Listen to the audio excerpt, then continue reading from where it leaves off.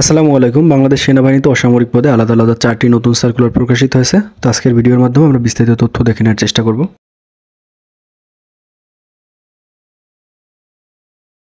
তো পর্যায়ক্রমে আমরা 4টি সার্কুলার দেখব। প্রথম সার্কুলারটি হলো Bogura cantonment public school and college, Bogura সেনানিবাস। তো 4টা সার্কুলার এই জন্য আপনাদের সংক্ষেপে ধারণা দেব। প্রথমে নেওয়া হবে বাস ড্রাইভার 2 জন। এখানে মূলত বেতন দেওয়া হবে ৯,৭০০ টাকা থেকে ২৩,৪৯০ টাকা, অর্থাৎ 15তম গ্রেডে, এবং শিক্ষাগত যোগ্যতা থাকতে হবে এসএসসি পাস। তবে যারা সামরিক বাহিনীর অবসরপ্রাপ্ত সদস্য তাদের ক্ষেত্রে শিক্ষাগত যোগ্যতা শিথিলযোগ্য, এবং এখানে মূলত আপনাদের 5 বছরের অভিজ্ঞতা থাকতে হবে। এবং আপনাদের আবেদনপত্র জমা দেওয়ার শেষ তারিখ হলো 10 ডিসেম্বর 2024। এই সময়ের মধ্যে মূলত আপনাদের আবেদনপত্র পৌঁছতে হবে। পাশাপাশি আপনাদের ট্রাস্ট ব্যাংকের মাধ্যমে 700 টাকা জমা দিতে হবে, এবং আবেদনপত্রের সাথে কী কী কাগজপত্র সংযুক্ত করতে হবে এখানে দেওয়া আছে। পাশাপাশি আপনারা কী কী সুযোগ সুবিধা পাবেন, যেমন প্রভিডেন্ট ফান্ড, গ্র্যাজুইটি, উৎসব ভাতা, পরিবারের নিরাপত্তা প্রকল্প সুবিধা, বাসা ভাড়া, অর্থাৎ আপনাদের সকল সুযোগ সুবিধা দেওয়া হবে। এখান থেকে একটু বিস্তারিত তথ্যগুলো আপনারা দেখে নেবেন। দ্বিতীয় সার্কুলারটি হলো Ghatail cantonment public school and college, Shahid Salahuddin সেনানিবাস, ঘাটাইল, টাঙ্গাইল। এখানে মূলত সহকারী শিক্ষক নিয়োগ করা হবে 1 জন। এর ক্ষেত্রে বেতন দেওয়া হবে যারা বিএড সম্পন্নকারী তাদের ক্ষেত্রে 10ম গ্রেডে, এবং যারা বিএড বিহীন তাদের ক্ষেত্রে 11তম গ্রেডে। শিক্ষাগত যোগ্যতা থাকতে হবে সংশ্লিষ্ট বিষয়ে স্নাতক পাস।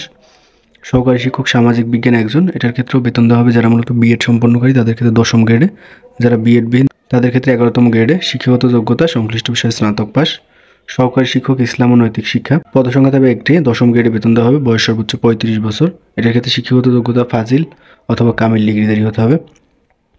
আপনারা কী কী সুযোগ সুবিধা পাবেন সব কিছু দেওয়া আছে, এবং আপনাদের আবেদনপত্র সার্কুলার প্রকাশের 20 দিনের মধ্যে জমা দিতে হবে। যেহেতু সার্কুলারটি 2-3 দিন আগে প্রকাশিত হয়েছে, সেক্ষেত্রে আপনাদের হাতে আর 15 থেকে 17 দিন সময় আছে। এর মধ্যে আপনাদের আবেদনপত্র জমা দিতে হবে। আবেদনপত্রের সাথে কী কী কাগজপত্র সংযুক্ত করতে হবে সব কিছু এখানে দেওয়া আছে, এবং পাশাপাশি আপনাদের 500 টাকা ব্যাংক ড্রাফট করতে হবে।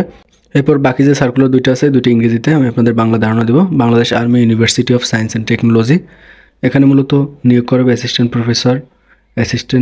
Professor, lecturer, assistant network engineer, IT technician, lab technician এবং ল্যাব অ্যাসিস্ট্যান্ট। এই পদগুলোর শিক্ষাগত যোগ্যতার বিষয়ে বিস্তারিত তথ্য ওয়েবসাইটে দেওয়া আছে, আপনারা চাইলে ওয়েবসাইট ভিজিট করতে পারেন। এবং আপনাদের আবেদনপত্র জমা দেওয়ার শেষ তারিখ হলো 31 ডিসেম্বর 2024। এই সময়ের মধ্যে মূলত আপনাদের আবেদনপত্র জমা দিতে হবে, এবং আপনাদের ওয়েবসাইটের লিঙ্কটি কিন্তু এখানে দেওয়া আছে, www.biust.edu.bd। এখানে প্রবেশ করে আপনারা বিস্তারিত তথ্য দেখে নিতে পারবেন।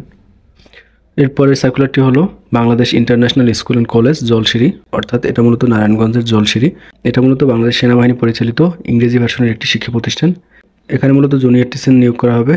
প্রি প্রাইমারির জন্য 1 জন, জুনিয়র টিচার, ফিজিক্স 1 জন, ম্যাথমেটিক্স 1 জন, বায়োলজি 1 জন এবং আইসিটি 1 জন। শিক্ষাগত যোগ্যতা এবং বেতনের বিষয় কিন্তু পাশে দেওয়া আছে, একটু কষ্ট করে দেখে নেবেন।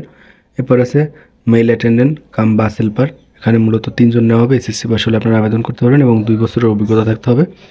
এরপর আছে গার্ডেনার মানে মালি, এর ক্ষেত্রে এসএসসি পাস হলে আপনারা আবেদন করতে পারবেন এবং 2 বছরের অভিজ্ঞতা থাকতে হবে। ক্লিনার মানে পরিচ্ছন্নতা কর্মী, এসএসসি পাস এবং 2 বছরের অভিজ্ঞতা থাকতে হবে। বেতনের বিষয়টা কিন্তু এখানে দেওয়া আছে, একটু এখান থেকে দেখে নিতে পারবেন। এবং এখানে মূলত আপনাদের 1 ও 2 নং পদের জন্য 800 টাকা এবং 3, 4 ও 5 নং পদের জন্য 500 টাকা মূলত আপনাদের জমা দিতে হবে।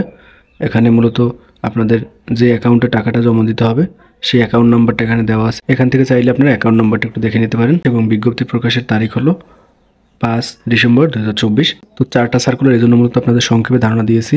তারপরে যদি প্রশ্ন থাকে কমেন্টের মাধ্যমে জানাতে পারেন। ধন্যবাদ সকলকে।